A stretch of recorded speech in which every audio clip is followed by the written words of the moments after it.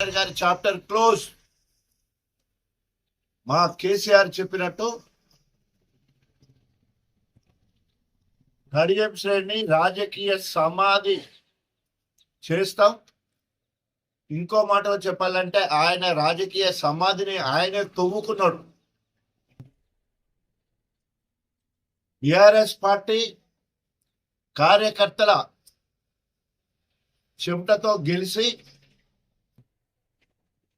ఇవాళ తిన్నింటి వాసాలు లెక్కబెట్టే విధంగా కార్యకర్తల ఉసురు పోసుకొని బిడ్డ రాజకీయ భవిష్యత్తు కోసము కాంగ్రెస్కి వెళ్ళి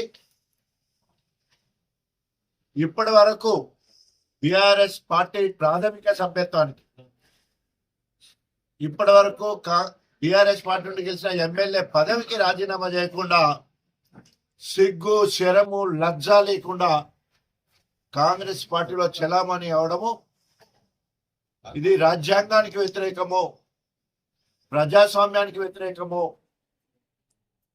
మౌలిక విలువలకు వ్యతిరేకంగా ఇవాళ కడియం శ్రేణి ప్రవర్తన ప్రజలందరూ కూడా గమనిస్తా ఉన్నారు. ఆనాడు తెలుగుదేశంలో ఉన్న 94 నుండి 2004 వరకు ఒక రాక్షస పాలన, ఒక నిరంకుశ పాలన. ఆయన పాలనను ఆ రోజే కల్నాయకని, దళిత దొరని, ఎన్కౌంటర్ల స్పెషలిస్ట్ అని చెప్పేసి ఆ 10 ఏళ్ళు అరాచకాలు, అక్రమ అరెస్టులు, నిర్బంధాలు, పోలీస్ స్టేషన్లో అక్రమంగా అరెస్ట్ చేసి కొట్టించడాలు, అదేవిధంగా ఎన్కౌంటర్లు చేసిన పరిస్థితి గణపూర్ నియోజకవర్గ ప్రజలు మర్చిపోలేదు. మళ్ళీ 10 ఏళ్ళు బిఆర్ఎస్ పార్టీలో పదవులు అనుభవించిండు. ఎంపీగా, 2 సార్లు ఎమ్మెల్సీగా, డిప్యూటీ సీఎంగా, అదేవిధంగా విద్యా మంత్రిగా మరి పనిచేసినప్పుడు బిఆర్ఎస్ పార్టీలో ఆయన పంపులు ఉంటలే. మళ్ళీ ఇవాళ కాంగ్రెస్ పార్టీలకు పోయిన తర్వాత కాంగ్రెస్ కామెర్లు కమ్ముకొని ఇలా మళ్ళా విర్రవీగుతూ మాట్లాడుతూ ఉన్నాడు. ఇప్పటికే నియోజకవర్గంలో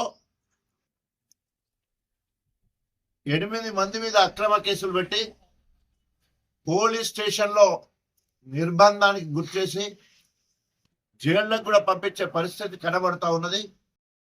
నియోజకవర్గ ప్రజలందరూ కూడా ఆయన నిరంకుశ పాలన మళ్ళీ మొదలైంది. ఆయన అక్రమ కేసులు పెట్టడానికి పరాకాష్ట, కొట్టివ్వడానికి నా మాదిగ బిడ్డే దొరికిందా. డెఫినెట్ గా